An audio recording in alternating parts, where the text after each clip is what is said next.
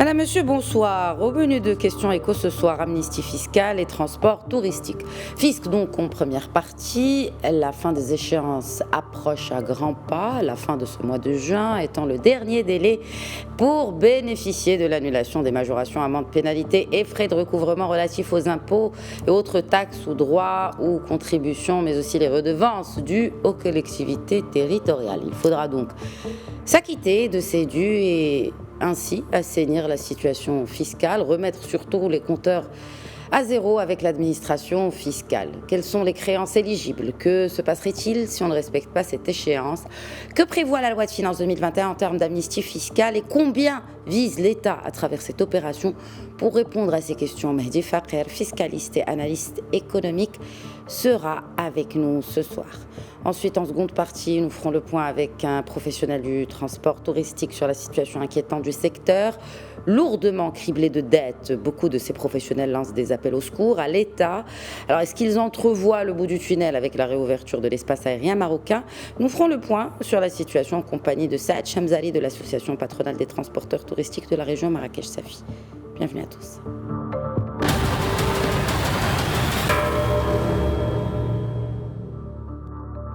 Et j'ai le plaisir à présent d'accueillir depuis Casablanca Mehdi Fakher, fiscaliste et analyste économique. Bonsoir Mehdi Fakher, merci d'être avec nous ce soir. Bonsoir et merci pour l'invitation. Le compte à rebours a donc commencé pour les contribuables qui désirent bénéficier de l'annulation totale des amendes, pénalités, majorations et frais de recouvrement afférents au principal des impôts, droits et taxes. Alors, quelles sont ces amendes ou pénalités dont on parle ici, Mehdi Fakher? La loi de finances 2021 a précisé que pratiquement toutes les créances publiques qui sont gérées ou confiées à un comptable public sont éligibles à cette amnistie. Alors, nous parlons bien des impôts conventionnels tels que l'impôt sur les sociétés, l'impôt sur le revenu, la TVA, comme les impôts locaux, la taxe professionnelle, la taxe sur les services communaux et les taxes douanières, ainsi que toute pénalité ou amende due à l'État. Le principe est simple.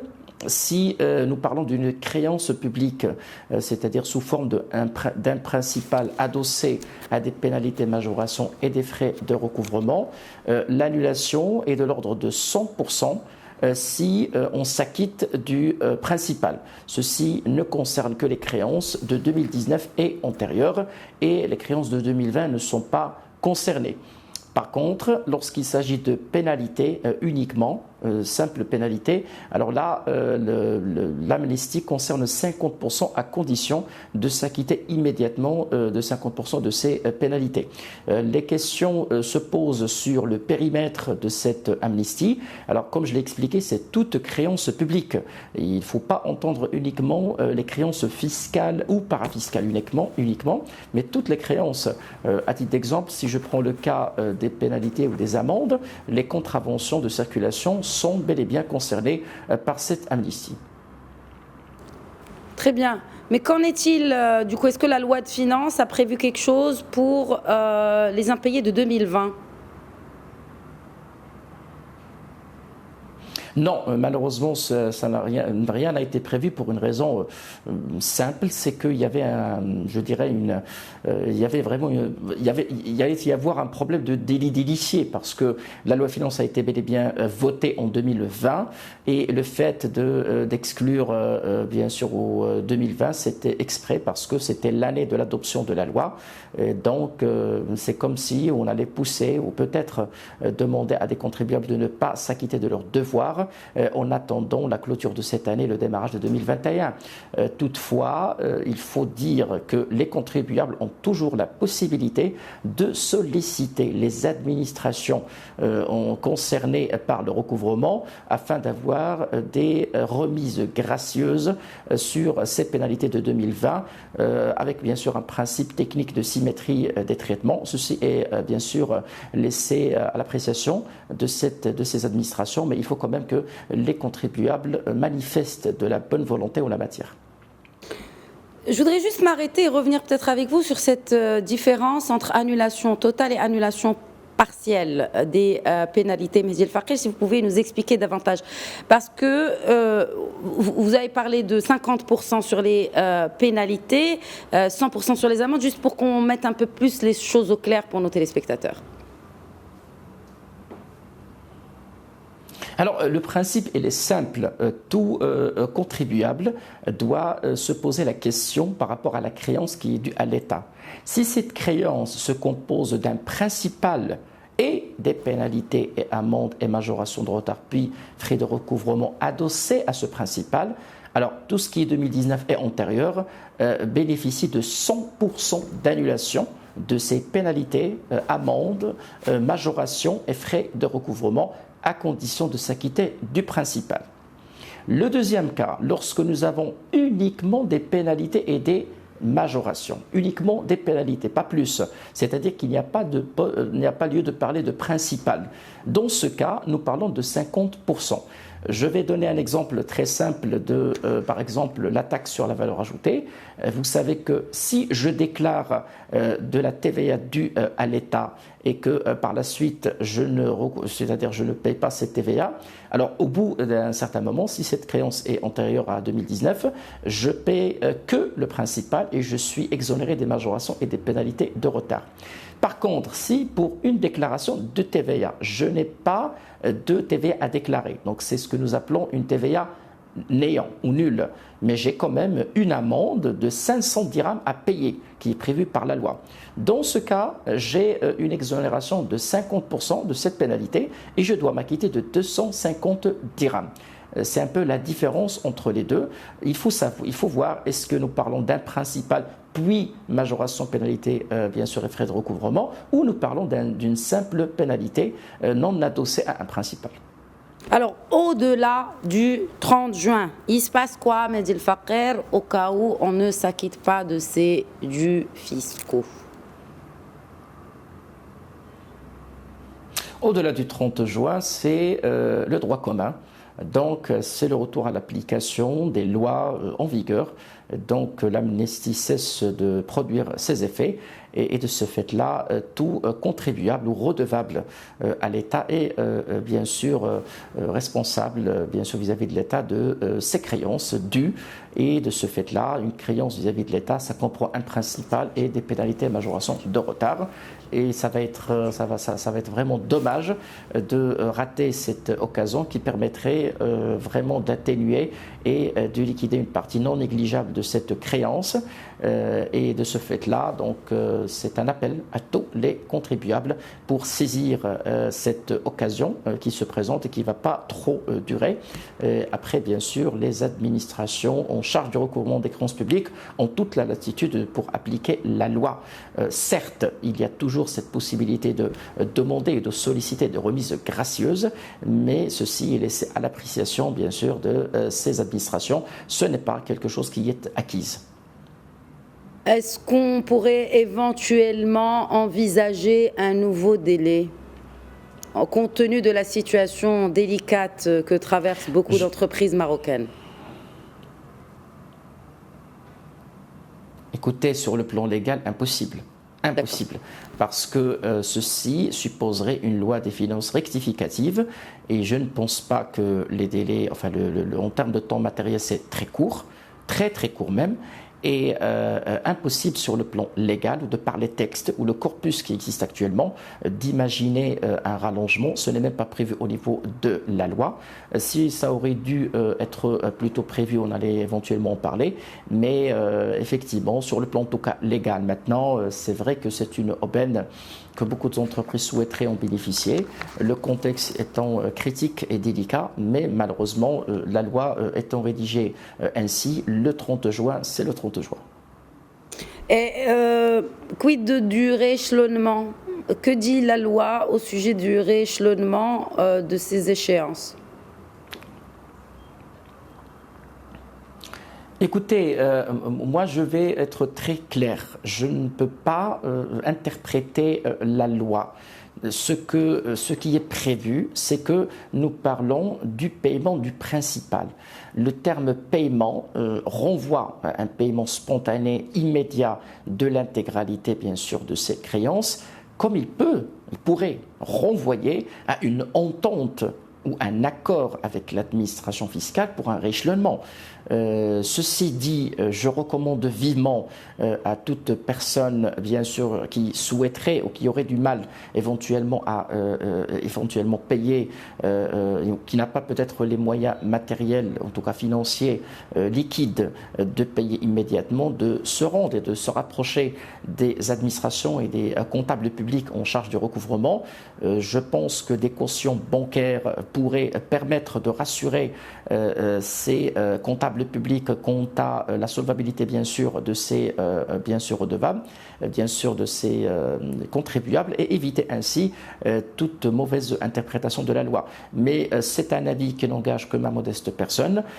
Pour l'instant, la loi parle de paiement du principal en totalité. Il y a toujours lieu de penser, dans le cadre bien sûr de la loi, à des ententes dans le cadre bien sûr de la loi, mais la latitude bien sûr et l'appréciation demeure celle des comptables publics en charge du recouvrement de ces créances. Mehdi El Faker, compte tenu de votre expérience, vous êtes en contact avec justement les principaux intéressés, donc les contribuables, de par votre principale fonction.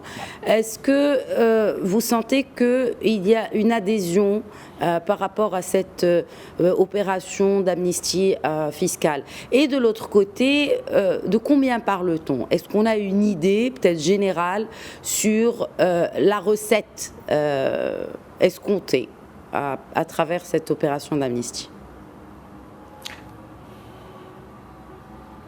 Écoutez, effectivement, il y a de l'intérêt, à condition de continuer cet effort de sensibilisation. Je tiens à saluer votre initiative qui intervient au point nommé pour informer. Beaucoup de contribuables ne seraient même pas au courant de l'existence de cette amnistie. C'est notre rôle en tant que technicien d'informer les contribuables et votre rôle en tant que média, bien sûr, de diffuser cette information très intéressante. Il y a de l'intérêt, les gens demandent, se renseignent et ça les intéresse beaucoup de vraiment payer le moindre possible d'impôts, mais pour assainir une fois pour toutes leur situation fiscale. Et je sens qu'il y a de l'intérêt quand même. Il y a de l'intérêt, surtout ces derniers jours. C'est une coutume chez nous au Maroc, c'est que nous attendons malheureusement les derniers jours pour profiter. Je rappelle l'épisode des amnisties de fin d'année 2020. Vous vous rappelez que c'était toujours les derniers jours, effectivement, jusqu'au 31 décembre. Il y avait toujours une bousculade pour bénéficier des carottes fiscales qu'offrait la loi de finances 2020. Je pense que ça a commencé, le compte à rebours, vous l'avez si bien dit, a commencé. Il y aurait de l'engouement. Maintenant, pour votre deuxième question, sincèrement, je n'ai pas un chiffre précis en la matière. Les recettes, les pouvoirs publics s'attendraient au maximum possible de recettes. On s'attend à des milliards quand même. Combien il y a eu quelque chose comme 3 milliards à l'issue. C'était 3 milliards, Mehdi El Faker, 3 milliards à l'issue de l'amnistie fiscale au titre de la loi de finances 2020, absolument. Oui, c'était 6 amnisties fiscales. C'était un tout petit peu plus que 3 milliards. Il me semble que nous parlons déjà de 5 milliards. Maintenant, cette année, ça devrait être moins, mais moins intéressant parce que nous parlons uniquement de pénalités et exonération de pénalités, majoration de retard. Maintenant, c'est prématuré, c'est compliqué d'avancer un chiffre, mais je pense que les recettes de l'État ont tant besoin de cet argent dans un moment difficile et critique. Nous sommes en train de préparer la loi de finances 2021. Des caisses renflouées permettraient de maintenir 2020, pardon, et de maintenir la pression fiscale à des niveaux, au minimum au niveau actuel, des caisses avec des pressions de l'endettement, des pressions du besoin de liquidité devraient amener l'État à un durcissement bien sûr en matière de recouvrement des créances publiques, ce qui est tout à fait normal parce que nous parlons de loi, d'où l'appel insistante auprès des contribuables de profiter de cette situation pour assainir leur état, leur situation et leur dû, et qu'il faut qu'ils se renseignent et qu'ils se rendent auprès de leur perception, qu'ils soient des personnes physiques ou des personnes morales, leur perception pour récupérer leur état des contribuables et avoir une idée précise de ce qu'ils doivent payer. Je dois saluer ici l'initiative de la Trésorerie générale du Royaume qui a conçu cet état de façon à calculer directement le montant à payer et permettre ainsi aux contribuables de savoir à quoi ils s'attendent. C'est-à-dire lorsque vous demandez aujourd'hui votre situation de contribuable, vous avez une idée précise du montant à payer si vous souhaiteriez profiter de cette amnistie. Merci beaucoup Mehdi El Fakr, fiscaliste et analyste économique. Merci d'avoir répondu à nos questions ce soir. Passons à présent à la seconde partie de Questions Éco.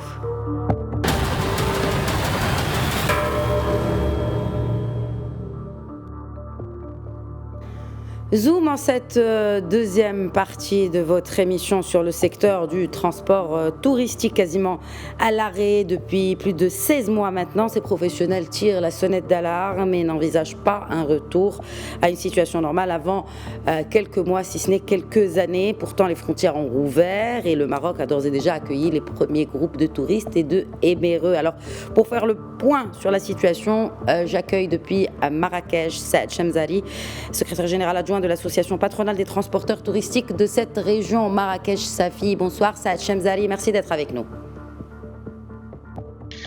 Bonsoir et merci pour votre invitation. Et si on commençait par un état des lieux, est-ce que les chiffres sont vraiment alarmants aujourd'hui malgré la réouverture des frontières ? Tout à fait. La situation est très alarmante. Le secteur sombre vers une agonie.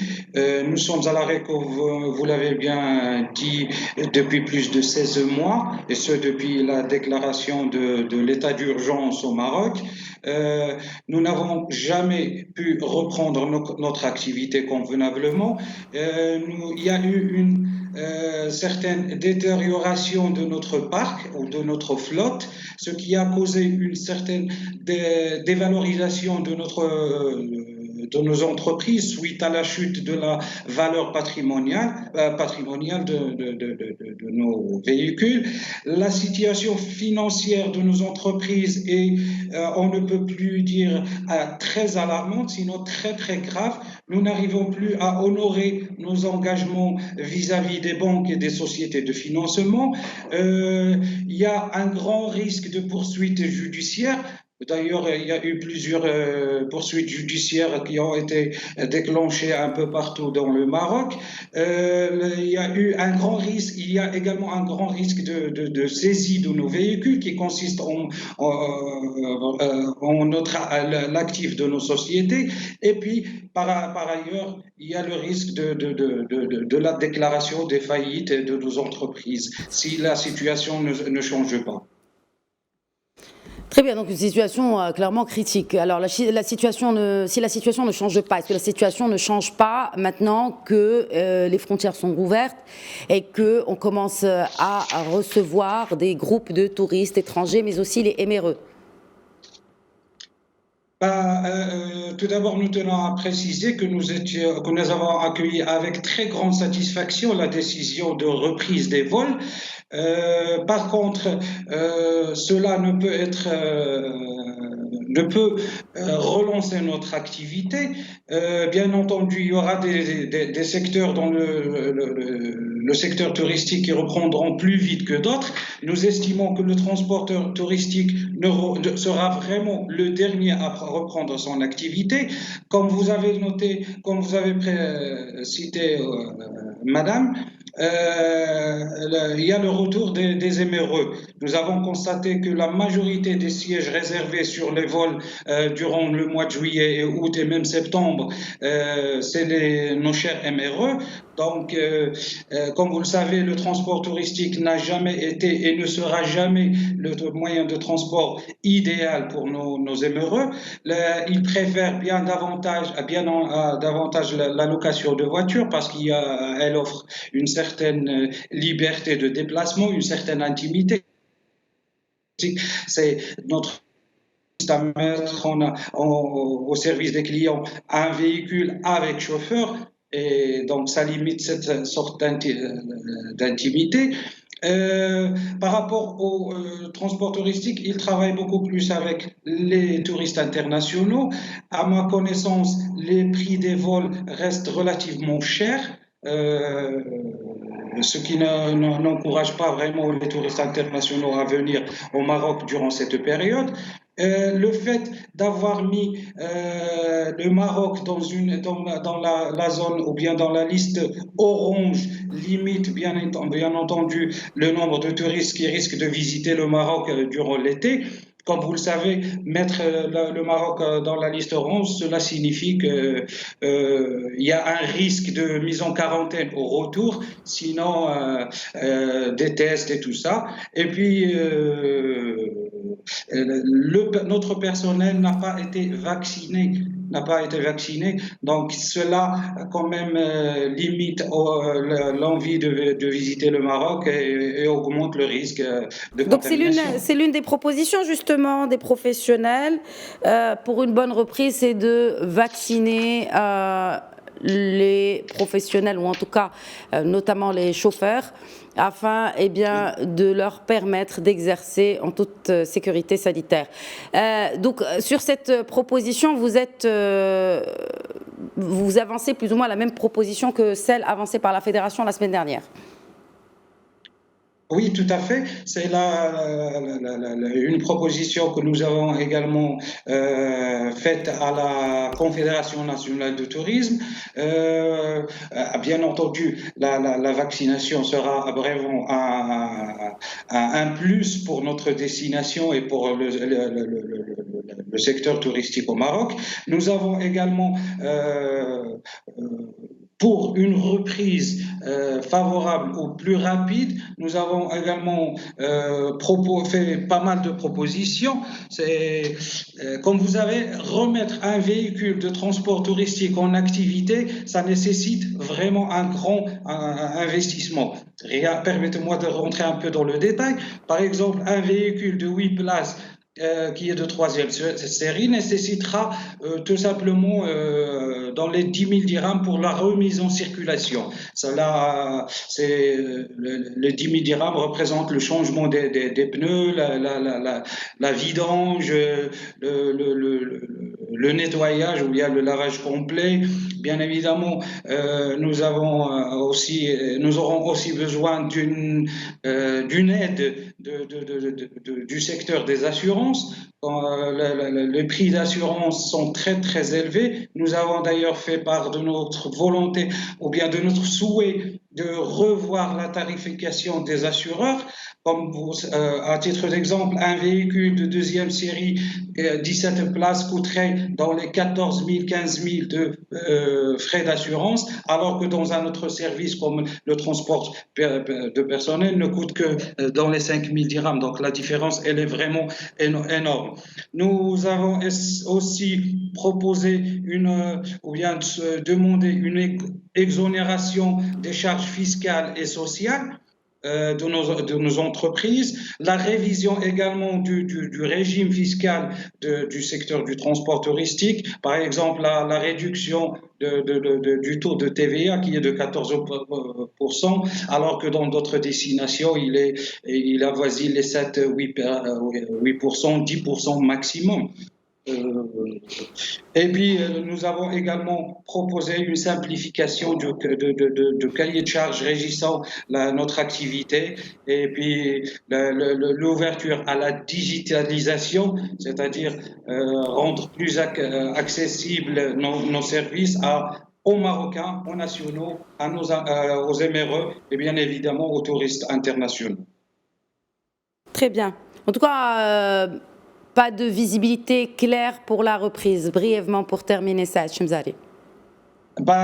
Sincèrement, pour être optimiste, on